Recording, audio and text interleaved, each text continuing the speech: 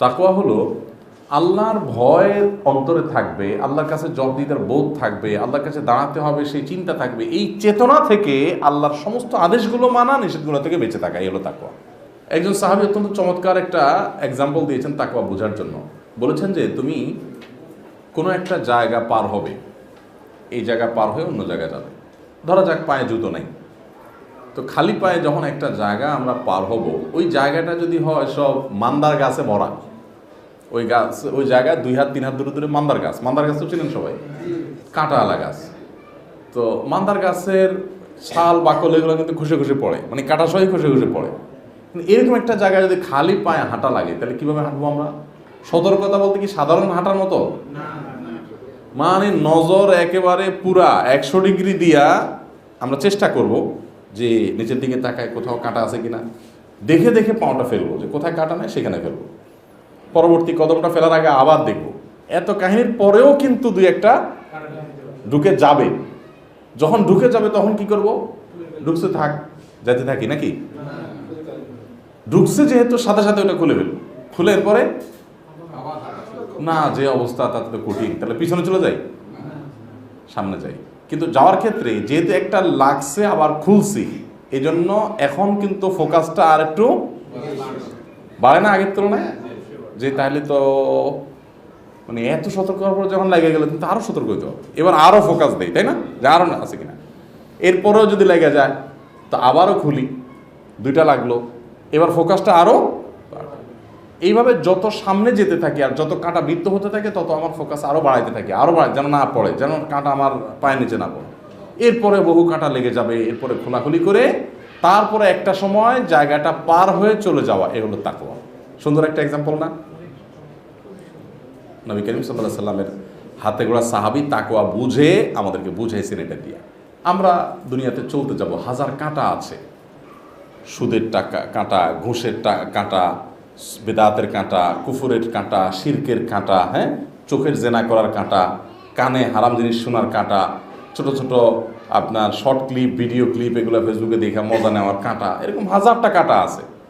এই কাঁটা আমি বিদ্ধ হতে দেব না আমার নিজের মধ্যে, আমি এখান থেকে এড়ায় এড়ায় চলবো। তারপরেও নিজের অজান্তে কোনোটা বিদ্ধ হয়ে যাবে, সাথে সাথে সম্বিত ফিরে আসার সাথে সাথে তওবা করে কাঁটা ফেলে আবার নতুন করে পথ চলবো, আগেরটা চেয়ে আরও স্ট্রংলি। এইভাবে চলতে চলতে যদি জীবনটা পার করে দিতে পারি, ব্যাস, এর নাম হলো তাকওয়ার জীবন। কঠিন কাজ কিন্তু, তাই না? আল্লাহ তাআলা আমাদের সবাইকে মুত্তাকি হওয়ার তৌফিক দান করুন। সোজা কথা, তাকওয়া হলো বাইসা চলা। আমি একবারে সহজ বাংলায় বললে, গাইয় বাংলায় বললে, তাকওয়া হলো কি? বেঁচে চলা, বেছে বেছে চলা। হারাম বাসা দিছেন, এটা হলো মোটা দাগের বাসা। ওই যে দেখেন না, আমাদের দোকানদাররা বিভিন্ন জিনিস যখন বিক্রি করে, পাইকারি দরে যেগুলো বেচে, ওটা তো কারণ বাজার, তাই না? মানে ওইটা তো একেবারে মূল গোড়ার জায়গা, যে কৃষক যা পাইছে সবই বেচা দিছে, কিন্তু এরপরে আওদাররা আয়না ওখান থেকে একটা বাসা দেয়, তাই না? ওই বাসাটা থেকে যদি আবার বাসা দেয়, সেটার ভ্যালু কি হয়? অনেক বেশি হয় না? যে একেবারে মানে বাছাই করার উপরে বাছাই করা, যে কয়েক দফা বাছাই করা হয়েছে। ঠিক তাকওয়ার ক্ষেত্রে একই কথা, যে তাকওয়া হলো যে আমি বেছে বেছে চলবো, হারামগুলো থেকে বেছে বেছে চললাম, হারামগুলো বাছাই করে ফেললাম, এরপরে মাকরুহ বাছাই করে ফেললাম সেকেন্ড স্টেজে এসে। থার্ড স্টেজে এসে উত্তম আর অনুত্তমের ব্যাপার। উত্তম অনুত্তমের একটা এক্সাম্পল দেন তো। ইসলামে করলে গুনাহ হবে না, হারাম তো হওয়ার প্রশ্নই ওঠে না, মাকরুহ হবে না, কিন্তু না করলে ভালো। ধরেন একটা লোক এক জায়গায় কথা না বললে তার কোনো গুনাহ হবে না।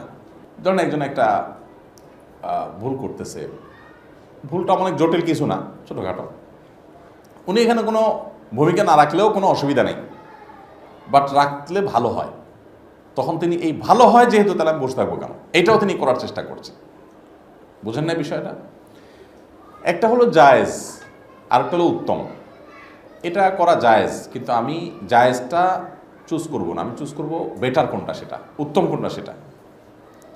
তো এইটা হবে তাকওয়ার সর্বোচ্চ লেভেল, সর্বোচ্চ স্তর, যে উত্তম অনুত্তমের ক্ষেত্রেও সে উত্তম বাইসা বাইসা করে, তাই না? তো এটা হলো মুত্তাকিদের জন্য সর্বোচ্চ স্তরের তাকওয়া। তো এই তাকওয়া আমাদেরকে যেতে হবে। প্রথম কথা যেটা ওমর রাদিয়াল্লাহু তাআলা আনহুর বুখারী হাদিস যেটা আসছে, যে তোমার অন্তরে যেগুলো নিয়ে সংশয় হয় সেগুলো বাদ না দিলে তুমি মুত্তাকি হতে পারবে না। এর মানে এটা একেবারে প্রথম স্তরের তাকওয়ার কথা না, উনি আপার ক্লাসের তাকওয়ার কথা বলছেন। যে হারাম তো পরিষ্কার, নবী সাল্লাল্লাহু আলাইহি ওয়াসাল্লাম বলছেন আল হালালু বাইয়িন ওয়াল হারামু বাইয়িন, হারাম স্পষ্ট, হালালও স্পষ্ট। হারাম তো দেখে দেখে আপনি বাজ দিলেন, আর কিছু আছে ওইরকম স্পষ্ট না, আপনার মনে হচ্ছে কাজটা করা ঠিক হবে না, আপনার মনে হচ্ছে যে যদিও আলেমরা বলতেছেন জায়েজ, কিন্তু আপনার মন সায় দিচ্ছে না, আছে না? নবী করিম সাল্লাল্লাহু আলাইহি ওয়াসাল্লাম এটাকে খুব গুরুত্ব দিচ্ছেন যে মানুষের মন থেকে যখন মন দিয়ে সব কিছু মাপকাঠি করতে নিষেধ করা, অনুমতি দেওয়া হয়নি ইসলামে। এটা যেন আপনার মন যা বলবে সেটাই আপনার সঠিক বেঠিক, এটা না।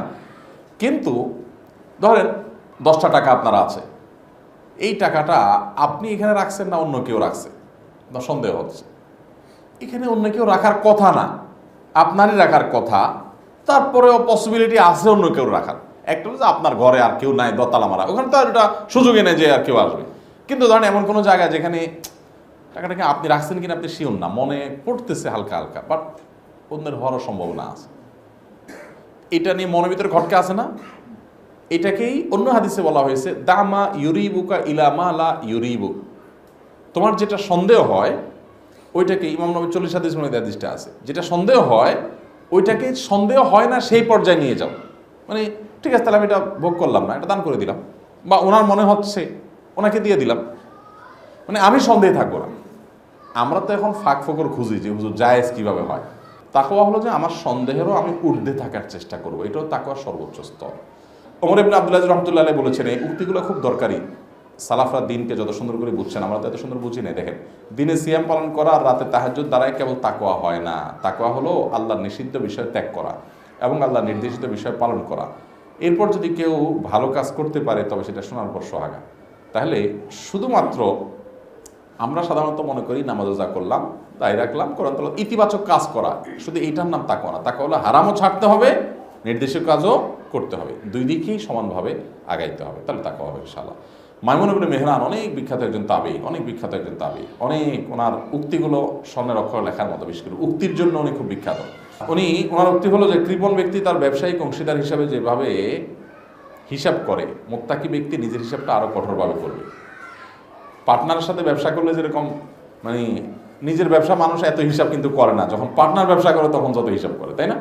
তো পার্টনার ব্যবসা যেরকম আপনি হিসাব করা করেন, নিজের কাছ থেকে তাকওয়া বুঝে নেওয়ার জন্য হিসাবটা আরো বেশি করা করতে হবে।